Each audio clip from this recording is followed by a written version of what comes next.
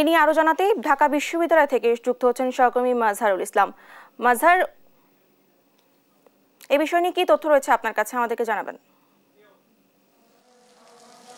জি ডানা, আপনাকে ধন্যবাদ। আপনি যেমনটা বলছেন যে শিক্ষকদের কর্মবিরতি কিন্তু আজকে চতুর্থ দিন এবং 1 জুলাই থেকে কিন্তু শিক্ষকরা প্রত্যয় স্কিম বাতিলের দাবিতে এবং আরও দুটি দাবি, শিক্ষকদের সুপার গ্রেডে পদোন্নতি এবং আলাদা বেতন কাঠামো গঠন নিয়ে কিন্তু তারা আন্দোলনে নেমেছেন। আন্দোলনের তৃতীয় দিনে গতকালকে কিন্তু শিক্ষক সমিতি, ঢাকা বিশ্ববিদ্যালয় শিক্ষক সমিতি বলেছিলেন যে ফেডারেশনের পক্ষ থেকে তারা আওয়ামী লীগের সাধারণ সম্পাদক ওবায়দুল কাদেরের সাথে আজকে নির্ধারিত একটি বৈঠক হওয়ার কথা ছিল, কিন্তু বৈঠকটি বাতিল হওয়ার ফলে এবং বৈঠকের আগে করণীয় ঠিক করতে কিন্তু জাহাঙ্গীরনগর বিশ্ববিদ্যালয়, বুয়েট শিক্ষক সমিতির সভাপতি সহ ফেডারেশনের নেতারা কিন্তু সকালে ঢাকা বিশ্ববিদ্যালয় ক্লাবে যোগ দিয়েছিলেন এবং পরে কিন্তু আবার খবর আসে যে বিশেষ কারণে মূলত বৈঠকটি বাতিল হয়েছে। তবে শিক্ষক সমিতির সভাপতি, ঢাকা বিশ্ববিদ্যালয় শিক্ষক সমিতির সভাপতি যেটি বলেছেন, বৈঠক বাতিল হলো, আগামী যে কোনো দিন বৈঠক হবে এবং এই বৈঠক নিয়ে হচ্ছে বাতিল কেন বাতিল হলো সেই বিষয়ে আমরা বুয়েট শিক্ষক সমিতির সভাপতির কাছে জানতে চাবো যে বৈঠকটি কেন বাতিল হলো বা তাদের এই আন্দোলন চলমান থাকবে কিনা। স্যার, বৈঠকটি বাতিল হয়েছে, বৈঠকটি কেন বাতিল হলো? না, বৈঠকটি আসলে বাতিল হয়েছে সেটি বলা ঠিক হবে না। মাননীয় মন্ত্রী একটি রাষ্ট্রীয় গুরুত্বপূর্ণ কাজে উনি এনগেজ থাকাতে আমাদেরকে জানিয়েছেন যে উনি পরবর্তীতে আমাদের জন্য মিটিংয়ের সময় দেবে। আর আমাদের যে আন্দোলন আছে সেই আন্দোলন আমাদের চলমান আছে এবং যতক্ষণ না আমাদের যেই 3টি দাবি, সেই 3টির দাবি কাঙ্ক্ষিত ফলাফল আমরা পাচ্ছি ততক্ষণ আমাদের এই আন্দোলন চলতে থাকবে। স্যার, এই মানে বিদ্যমান পেনশন স্কিম যেটা আগে আপনাদের বহাল ছিল, নতুন পেনশন স্কিমের মূল পার্থক্যটা কোথায় যদি আমাদেরকে একটু বলেন। না, আসলে এটা পার্থক্য তো আপনার অনেক আছে, সময় লাগবে বলতে। আমি যেটি মানে স্ট্রাইকিং পয়েন্টগুলো বলছি যে বিদ্যমান বেতন স্কেলে আমরা রিটায়ার্ড করার পরে এককালীন আমরা 80 লক্ষ টাকার মতো এককালীন একটা টাকা পাই। তারপরে আমাদের যে প্রভিডেন্ট ফান্ড আছে সেই টাকাটা পাই। 18 মাসের আমাদের যে ছুটি থাকে সেটা আমরা নগদায়ন করে একটা টাকা পাই। আমরা এককালীন প্রায় 1,30 লক্ষ টাকার মতো আমরা পেনশন নেওয়ার সাথে সাথেই কিন্তু আমরা বা অবসর গ্রহণ করার পরেই কিন্তু আমরা পাই। তারপরে প্রতি বছরে আমরা 37,000 টাকার মতো মাসিক একটা পেনশন পাই এবং সেটি কিন্তু প্রতি বছর আবার 5% হারে ইনক্রিমেন্ট আমরা পেতে থাকি। এবং এর সাথে কিন্তু আমরা 2টি যে আমাদের উৎসব ভাতা এবং নববর্ষের যে ভাতা সেটিও আমরা পাই। এবং আরেকটি বিশেষ দিক হলো যে আমাদের যদি কোনো শিক্ষক মৃত্যুবরণ করেনও তারপরে তার যে নমিনি থাকে উনি কিন্তু আমৃত্যু সেই পেনশনটা ভোগ করতে থাকেন। কিন্তু প্রত্যয় স্কিমে আসলে আপনাকে প্রতি মাসে একটা ফিক্সড অ্যামাউন্ট আপনাকে দেওয়া হবে এবং সেটি 1,24,000 টাকা করে। কিন্তু আপনি যদি আজকে আমি পাচ্ছি এককালীন 1,30,00,000 টাকা এবং প্রতি মাসে আমি পাবো 37,000 টাকা।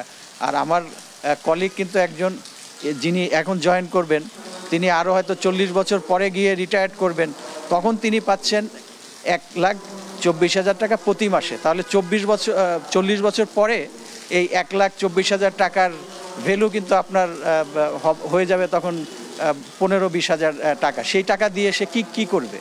তার মানে কোনো আসলে হেল্পই হবে না আর কি।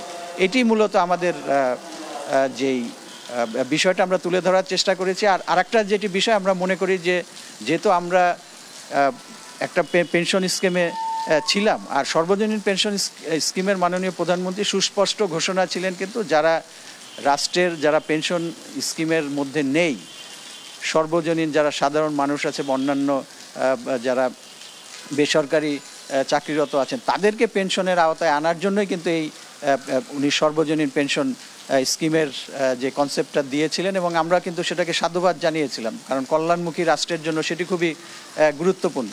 কিন্তু আমরা অত্যন্ত আশ্চর্যের সাথে লক্ষ্য করলাম যে যারা পেনশন আমরা পাচ্ছি তাদেরকেও এই প্রত্যয় স্কিমে যোগ করে এরকম একটি বিষয় সামনে নিয়ে এসে বিশ্ববিদ্যালয়গুলো খুব ভালো চলছিল, এখানে একটা অস্থিরতা তৈরির একটা সুযোগ কোনো একটা মহল করে দিচ্ছে, সেটি খুবই দুঃখজনক। স্যার, আপনারা এই আন্দোলনটা কতদিন চালিয়ে যেতে চান? আজকে আপনাদের ক্লাবের বৈঠকে মানে বসে কোনো সিদ্ধান্ত হয়েছে না? আজকে আমরা যে মাননীয় মন্ত্রীর সাথে আমাদের আলোচনা হলে আমরা কিভাবে আমাদের কথাগুলো আমরা উপস্থাপন করবো সেই বিষয় নিয়ে আমরা একটা স্ট্র্যাটেজিক মিটিং আমরা করলাম। আর আমাদের আন্দোলন চলমান আছে এবং যতক্ষণ না আমাদের দাবিগুলো মেনে নেওয়া হবে ততক্ষণ পর্যন্ত আমাদের আন্দোলন চলবে। Thank you.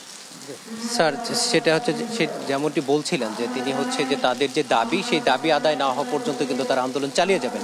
এবং আজকে ওবায়দুল কাদেরের সাথে যে নির্ধারিত বৈঠকটি হওয়ার কথা ছিল সেই বৈঠকের আগে মূলত তারা কিছু করণীয় ঠিক করতে এখানে জাহাঙ্গীরনগর বিশ্ববিদ্যালয় বুয়েট শিক্ষক সমিতির সভাপতি, ঢাকা বিশ্ববিদ্যালয়ের শিক্ষক নেতারা কিন্তু এখানে বসেছিলেন, যার ফলশ্রুতিতে বৈঠকটি বাতিল হয়। তারা তাদের কিছু করণীয় ঠিক করে রেখেছেন। আগামী যেদিন আবার নতুন করে তারিখ দেওয়া হবে শিক্ষকদের সাথে বৈঠকের, সেদিন তারা তাদের দাওয়াগুলো তুলে ধরবেন।